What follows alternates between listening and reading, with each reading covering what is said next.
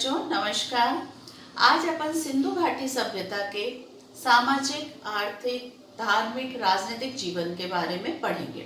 सबसे पहले हम सामाजिक जीवन के बारे में लें तो जो खुदाई में हमें खंडर मिले हैं, दो प्रकार की हमें भू आकृतियां मिली है। इससे हम ये अनुमान लगाते हैं कि सिंधुकालीन समाज दो वर्गों में विभाजित था। एक उच्च वर्ग, शासक वर्ग हो सकता है, और दूसरा जनसाधारण का वर्ग। ये लोग आभूषण प्रिय थे, प्राय सोने, चांदी इत्यादि मनकों के ये लोग आभूषण धारण करते थे। सिंधुवासियों के मनोरंजन का साधन संगीत था, साथ ही आखेट, शिकार इत्यादि से भी ये अपना मनोरंजन करते थे। समाज की सबसे छोटी इकाई परिवार थे, और क्योंकि हमें खुदाई में स्त्रियों की मूर्तियां अधिक मिली है, इससे ही अनुमान लगाया जाता है कि शायद सिंधुकालीन समाज मात्र सत्तात्मक परिवार थे। ये लोग सूती वस्त्र धारण करते थे।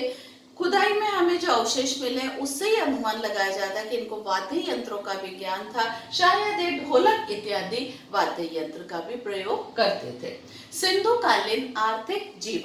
सिंधुकालीन आर्थिक जीवन क्योंकि ये नदी के किनारे बसी हुई सभ्यता थी, अतः इसका मुख्य व्यवसाय कृषि था। कृषि प्रधान सभ्यता थी। मुख्य रूप से गेहूं, जौ, रागी, चावल, ज्वार, मटर, कपास, तिल इत्यादि का प्रयोग किया जाता था। खुदाई में हमें खेतों में जमीन पे कुछ आड़ी तिरछी रेखाएं भी मिली है। इससे ही अनुमान लगाया जाता है कि ये हल का प्रयोग करते थे, और ये शायद लकड़ी का ही हल होता था। इस समय दोहरी फसलें भी प्राप्त की जाती थी। कताई के लिए तांबे के हाशिए या पत्थर के फलक का प्रयोग भी किया जाता था। सिंधुकालीन उद्योगों में मुख्य रूप से तांबे और कांसे के उपकरणों का प्रयोग किया जाता था। मछली के कांटे, चाकू, दर्पण, भाले, बर्तन, भालाग्र, भाले के आगे के हिस्से, ये सब जो है उस समय बनाए जाते थे। मिट्टी के बर्तन, सिंधु काल में मिट्टी के बर्तन बनाने का व्यवसाय भी बहुत उन्नत था। इस समय मिट्टी के बर्तन बनाए जाते थे। मनकों का भी निर्माण किया जाता था, और इन मनकों का प्रयोग मुख्य रूप से आभूषण बनाने में किया जाता था। ये मनके सोने, चांदी, शैलकड़ी, शंख, सीपी इत्यादि के भी होते थे। इसके पश्चात हम ले सिंधुकालीन व्यापार। तो सिंधु सभ्यता क्योंकि नदी के किनारे विकसित सभ्यता है, अतः जल मार्ग से दूसरी सभ्यताओं से व्यापार होता था। व्यापार भी उन्नत अवस्था में था। इस समय सिंधुवासी माप तौल के बाटों का भी इनको ज्ञान था, और ये 1, 2, 4, 8, 16, 32, 64 इस तरह की जो है इनकी मापक इकाइयां होती थी। सिंधुकालीन धार्मिक जीवन सिंधुवासी प्रकृति के उपासक थे। मुख्य रूप से प्रकृति की उपासना करते थे। पशुओं की भी ये पूजा करते थे। खुदाई में हमें एक मूर्ति मिली है जिसके गर्भ से वृक्ष निकल रहा है। इससे अनुमान लगाया जा सकता है ये पृथ्वी माता की पूजा करते थे। खुदाई में हमें कुछ अग्नि वेदिकाएं इत्यादि भी मिली है, अग्नि कुंड भी मिले। इससे हम अनुमान लगाते हैं कि शायद ये लोग हवन इत्यादि भी करते थे। ये लोग प्रकृति के उपासक थे।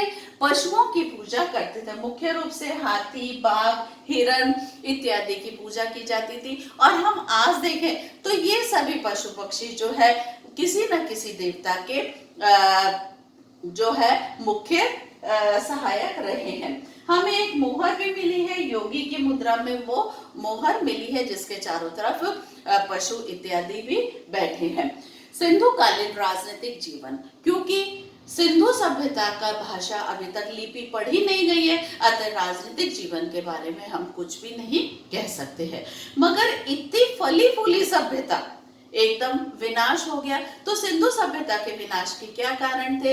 विद्वानों का अनुमान है कि शायद सिंधु घाटी सभ्यता में बाढ़ आ गई हो, नदी का प्रवाह परिवर्तित हो गया हो, इस कारण ये फली फूली सभ्यता विनाश हो गया हो, या किसी अन्य सभ्यता के द्वारा बाहरी सभ्यता के द्वारा यहाँ पे आक्रमण कर दिया गया हो या फिर कोई बीमारी इत्यादि फैल गई हो जिसके कारण ये सिंधु सभ्यता विनाश के कगार पे पहुंच गई हो। इस प्रकार जो है इतनी फली फूली विकसित हुई सभ्यता आज हमें देखने को नहीं मिलती है।